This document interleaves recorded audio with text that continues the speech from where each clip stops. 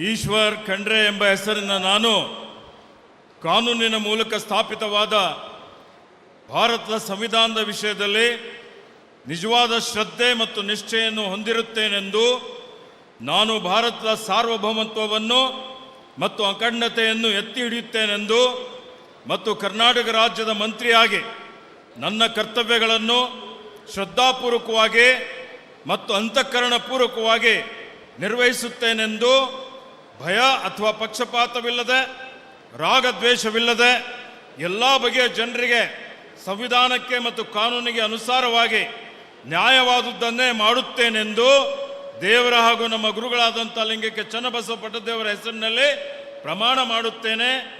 ಶ್ರದ್ಧಾಪೂರ್ವಕವಾಗಿ ಪ್ರತಿಜ್ಞೆ ಮಾಡುತ್ತೇನೆ.